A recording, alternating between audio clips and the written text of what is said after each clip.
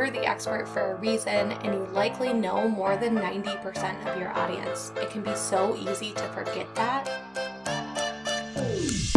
Welcome back to Duo On Air. I'm Abby. And I'm Courtney. And we're the X agency turned entrepreneurial team that puts the Duo in Duo Collective. Our boutique organic marketing agency specializes in SEO, social media strategy, and branding. We're an everyday pair of business besties / marketing experts obsessed with helping our community learn more about what it takes to run a business. Which is why on Duo On Air, we're not holding anything back. We're giving you all the info we know about how to grow your business organically so you can be the confident CEO you were made to be. And how to navigate life as a small business owner. Whether it's on your own or with your best friend by your side, so grab your coffee or your mimosa, we don't judge, and settle in for a quick value-packed episode of Marketing Tips. Welcome back to the Duo On Air podcast. This is episode number 17, all about how this one thing can drive more engagement for your business across all of your marketing channels. And this magical thing isn't new. In fact, it's actually a tried and true method that so many marketers have been using for decades. It's pretty simple. If you aren't sure what to create for your audience and you feel paralyzed, simply ask them. Using a survey can be so magical for so many reasons, but it's most valuable when you can capture your audience's thoughts in their own words. As experts in the industry, we fall into this as well, into this kind of rut of using vocabulary that's unfamiliar to our audience. We're the experts and you're the expert for a reason, and you likely know more than 90% of your audience. It can be so easy to forget that when we're saying the same things day in and day out. So let's go ahead and break this down for you. How you can survey your audience, what tools you can use, what questions to ask. We're going to give you all the details so you can send out your next survey today. Yes. So with that, we're going to dive into some of the tools that can be used in order to do this. So the first one is Google Forms, which is free, and this is our preferred platform. This is the platform that we always use when we send out surveys, and we send out probably around 3 to 4 surveys a year, I would say. And the nice thing about Google Forms is you can kind of play around with the color of it, so you can make it your brand color if you want. But that is probably the furthest you can go as far as like you can add a picture. Yep. Yeah, designing it a little bit. So it'll align to your brand, but we really do love Google Forms and it's worked really well for us. Another one is SurveyMonkey. And this is a free version. The free version is limited, so you can have up to like 40 responses or captures, but then after that, you'll have to pay for a different version of SurveyMonkey. The next one is Sogo Survey. This is also a free version, and it has a lot of different question type options. So think like multiple choice, long form, just all of those different kind of questions that you can ask and the different variation of the questions that you can put them in. And then Typeform offers lots of personalization options. So the fun thing about this one is that you can put in their name and then it'll be personalized to their name. So when you think about like newsletters and emails that you get, it's always like, hey, Abby, and then it jumps into the content. So that one's really cool that you can personalize it like that. And then there's just so many more out there. You could just jump on Google and Google this and find out other ones too. But HubSpot and other CRMs have platforms inside of their portals that you can use as well. So really just a plethora of options out there. It kind of just depends on the personalization and what you're looking for. And if you need more and have to pay for something that's not free, there's just so many options out there for you. I will say the nice thing about Google Forms for us is that we use Google Drive for all of our clients to like save their branding elements and save all their assets in there. And so we're always in Google Drive and we use it ourselves just when we're creating documents that we need to access for both of us. And surveys can live in their own folder. So we have our own folder under Duo Collective Content where all of our surveys live. So we constantly do bounce back year after year to see like, I wonder what people said 2 years ago. Like, It's really interesting just to see how your audience has evolved and how people grow with you and how even your offerings and stuff change. It doesn't mean those old surveys are obsolete. They actually still influence some of the things that we do today. Yeah. And even just looking back at the questions that you might have asked 2 years ago and how they've evolved to, the now. So those surveys are really great to look back at. And it's just kind of fun to reminisce back on what people said and what you asked and how you were growing. So the next thing are some question examples, and a lot of these questions is what we use for our surveys, but obviously it kind of depends on the topic of your survey. But we're just going to dive into some of the ones that we've asked and how you can kind of use these for any of the surveys that you send out. So one of them is, what are the reasons you connected with my business? So using a multiple choice for your various areas of services and offerings is so perfect here, because you really want to know why people are coming to you and specifically for what. So if they came to us, we want to know, did you come to us for SEO or social media or branding? Maybe two out of the three, or maybe all three, or maybe not even any of them. Maybe they connected with us for a different reason. So obviously you'd have an other, and then you can have a form where they can kind of fill what that other means. And then another one is, where are you located? And this is really only for local businesses specifically. So we don't really have to worry about this because we can work with anybody around the world because we're so digital. But if you are a local business, it's really nice to know where they are located. What makes my business different or unique from all others in this industry? So really just kind of trying to find that uniqueness of your business and why you stand out amongst all of your competition. And then name one thing you've been struggling with recently. So this is a really nice one, so you can understand what it is that they're struggling with, and if you are the right fit or if you have the answers for them with the services or the products that you offer. Really figuring out what that one big problem of theirs is and hopefully being able to answer that. Another really good question to ask is, complete this sentence. I feel best when, and then have your audience fill in the blank. A lot of us, whether we're creating products, services, offerings, whatever that is, we're out to make our client and our customers' lives easier. So hearing when they feel best, and you can even say, I feel best in my business when, or I feel best in X journey that you're with your audience in. Those kind of things, it can be really good to hear your audience's answers in their own words. Another question, what resources can I provide you to feel your best most often? You are literally asking your audience what you can do for them. This is such a valuable question and can be really eye-opening. And also keep in mind, the responses you hear here, you don't have to do everything people are asking for. That's not the goal. The goal is to source what people are asking for most often, and then understanding how that aligns with your bigger mission and vision and how you can incorporate and use that as a guide moving forward. Another really good question to ask is, what is one thing you wish you had more time for? This is especially big for service-based entrepreneurs because half of the time you are out there doing done-for-you services that will save more time for your audience. So what can you ask them? What are they looking that they wish they had more time in their day for? And if you do have a service business, another really good question to ask is, how do you feel about fill in the blank offering? Whatever those different offerings and services that you have, just ask them how they feel about it. We ask this question about our different services. How do you feel about SEO?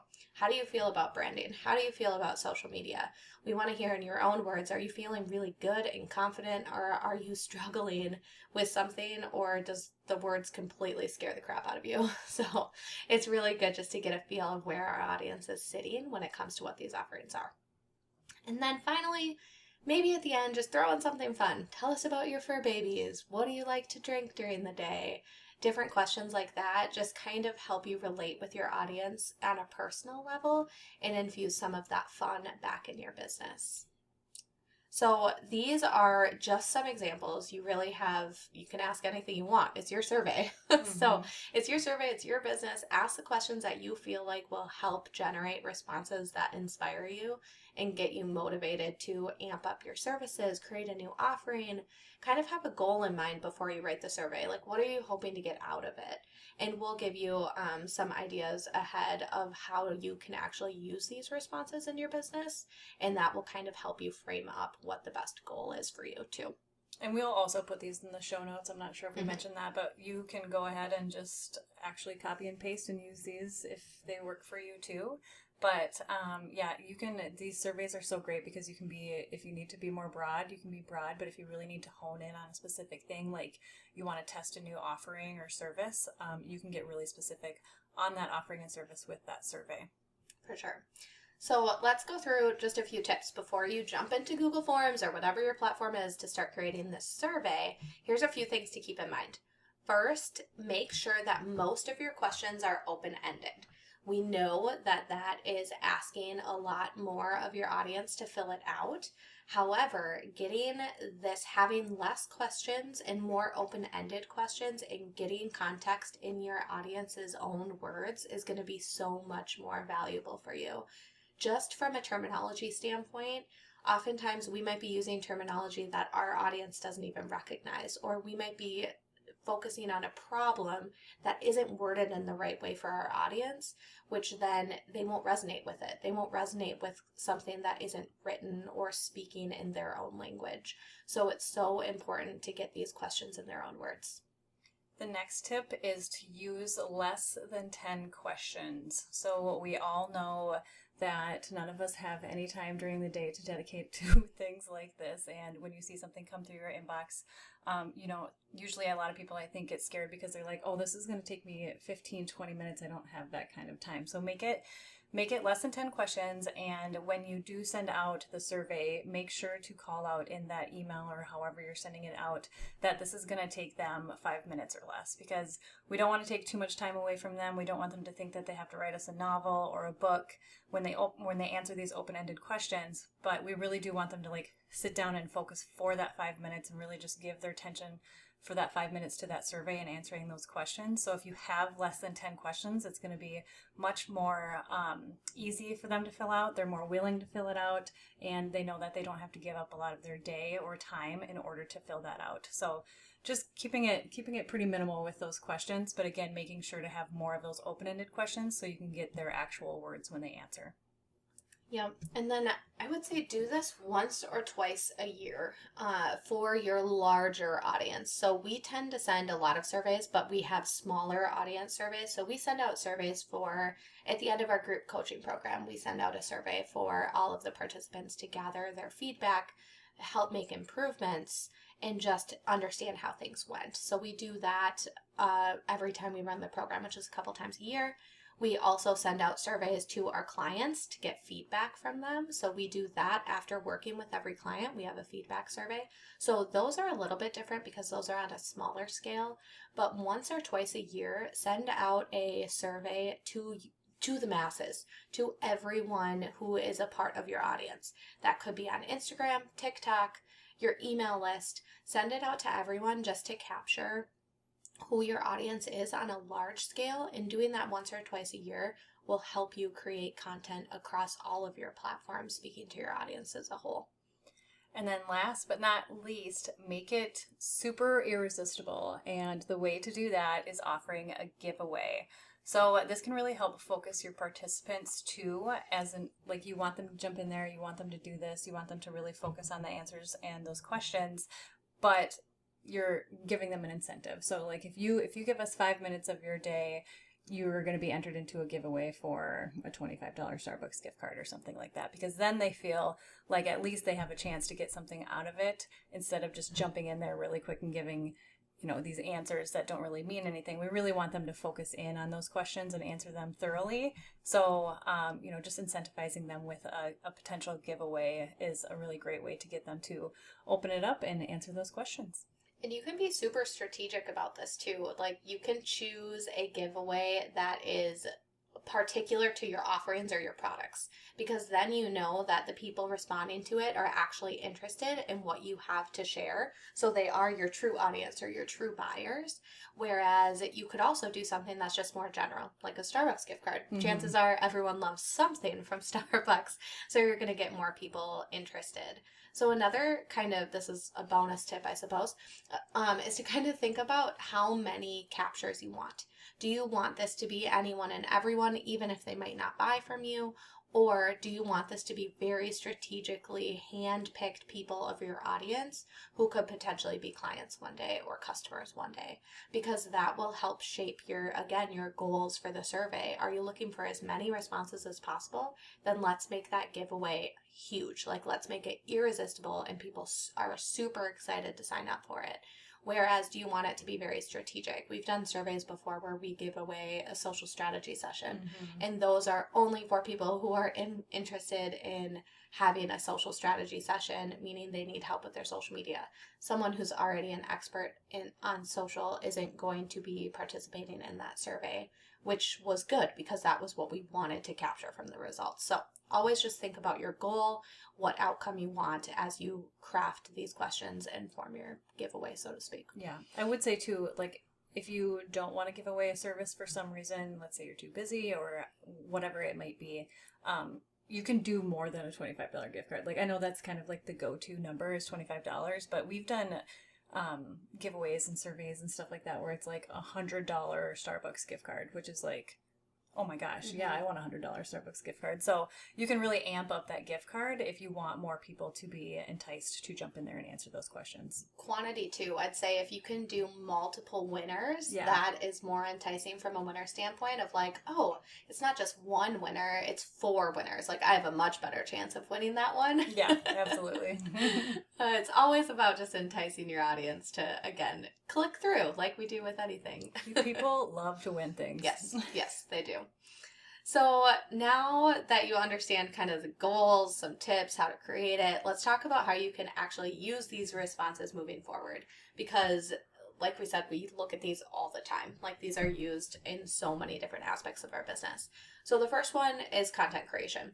Obviously, this is content creation across the board. It's not just Instagram. It can be TikTok, it can be reel creation, it can be email newsletter ideas, it can be Pinterest, it can be a new freebie, a new resource, any of that. But what you can really use this stuff for is to inspire originality. So oftentimes when you're scrolling on Instagram or you're scrolling in Reels, you see these trends and you're like, great, yeah, I should do that. I can just tweak this and make it friendly for this tip that I have or this idea that I have. But it's not really original. It's just a slight tweak to hop on the trend. And this is something that Adam Mosseri said himself just a few weeks back on Instagram, and he talked about how originality is really big when it comes to ranking on Instagram. You need to be original. They're going to promote, you're going to see higher reach for original content. And this is one of the best ways to find that originality for you, is to get that feedback from your audience in terms of what they want to see so that you can make something more original. Another one is creating new offerings and products. So it's really interesting to hear what your audience has to say as far as like offerings and products that you already offer, and if they're looking for more, or they love the service that you have here, but they are wondering like, can you add this on? It's such a interesting perspective to see what other people are thinking or how other people are expecting your service or your product to work for them. Or, you know, if you have a product and they're like, you know, I love this product, but I think it would be better if, or I would purchase this product if, and then so you can learn all of these things that you have about your services and products and take those things and either create new offerings and products or tweak what you already have so that it better serves your audience. This is one of our favorite ways to use these surveys, is to generate new hooks and call to actions. So you know that very first sentence of your Instagram post, or the subject line of your email, or just the very first sentence of anything that you use to capture attention? Use their words. Like, literally take their words from the survey and regurgitate them back to them. This can be so powerful and just gets people to head nod like, oh yeah, that is my problem. Like, they know me so well. And chances are we know you so well because we asked you and you told us, which can be such an easy way to use that as ways to generate those hooks or to generate a call to action that is going to get people to click on whatever product or offering you have. The next one is storytelling. So sharing those relatable stories are super powerful in this space. If you think about just everything that you offer as far as services and products go, making sure to make it relatable and reflective of you and your personal life too, and just sharing those real raw stories is so personable, and people really latch onto that. They know that you offer a service, and they know that you offer a product, but they really want to get to know you too, because you are part of that brand, right? So people buy from people listen to people. So really just giving them, those relatable stories and connecting with them there is just a super powerful way to kind of take any of those answers that they gave, if they gave some sort of a story as to like your service or your offering, kind of taking their words and relating it back to a personal story about you too. People really love to see that you're a human behind the scenes of everything that you do. For sure. And something to keep in mind before you send out this survey is you should have a pretty clear mission and vision statement for your business. This should be something you feel really strong about, but you should use this survey as a guide to help shape that future vision of your company. So having that base will allow you to not cherry pick, because we don't want to just choose the answers that fit your strategy. You need to look at the whole picture and see where the majority of the responses are. But there are going to be a few outliers, and those outliers aren't going to be your people. And without a clear mission and vision, you're not going to be able to weed out those outliers who aren't your audience. Or maybe you'll realize that you're not attracting the right audience altogether. And if your mission and vision is what you want it to be, then maybe you need to shape your content to start bringing in the right audience. So using this as a guide can be just really important to make sure that you're heading in the right direction. And the last one is reviving your passion and drive for when things just are feeling a little slow or unmotivating. So this, I think one of the first surveys we sent out was like this reason exactly for us. We are super passionate and we love everything that we do with our business, but there are just some weeks or months where it's just like, oh my gosh, I'm not feeling it, or something seems off, or we need to light a fire under us or change something or do something a little different. What can we do? And, we're in it day in and day out, and we're constantly talking to our audience the same way, but, we just sometimes need to hear from our audience on what they are thinking, or how they perceive our business, or like what they love about what we do and what they might not like what we do. So I think it's really just a nice kind of kick in the butt to get you back up and going. If you do start to lose that passion and you're feeling a little bit unmotivated, this is a fun way to kind of ramp things back up and take a whole new look at your business and adjust things where they're needed, where they're, based on your audience and their responses. And you might even just uncover some new things too. Like, oh my gosh, they love when we talk about XYZ, but they're not really into these other 3 things. So you're like, oh, maybe I should start shifting into that. So it really can get you excited and motivated to kind of keep your business moving forward, and potentially, switching directions, which is totally okay. And even if you don't know which direction to switch, these surveys are so great for that, because they might give you that answer on where you should start going versus where you were going. And if you are in that season of business and that season of just feeling unmotivated or having this kind of imposter syndrome feeling, like we all feel that all the time. We're not always put together. No. We definitely have those moments, and it's very easy for us to bounce out of those because we have each other, and we likely don't hit those moments at the same time.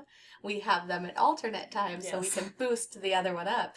But if you are having a season like that, you can ask questions that will help boost that esteem, so to speak, for your business, and just boost the drive. Ask questions about what makes me different. What do you love about my business? What is unique about my offerings? What was the favorite piece of content I created that you really liked? Ask questions that will kind of promote that positive feedback for you to help get you feeling excited and motivated to move forward. These can really revive that passion in your business. Yeah, it's almost like a small pat on the back after you get these surveys back. You're like, oh, they like this about me. That's so great. Mm-hmm. So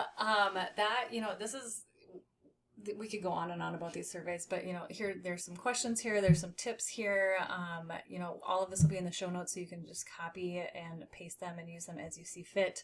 But like Abby said earlier, this isn't just for Instagram either. This can be used for a guide of content anywhere. So think emails, freebies, lead generations, TikTok, Pinterest, blog posts, etc.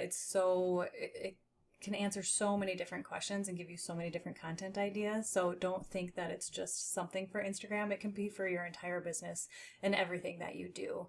And then just really focusing on those answers and how your audience or followers are talking to you.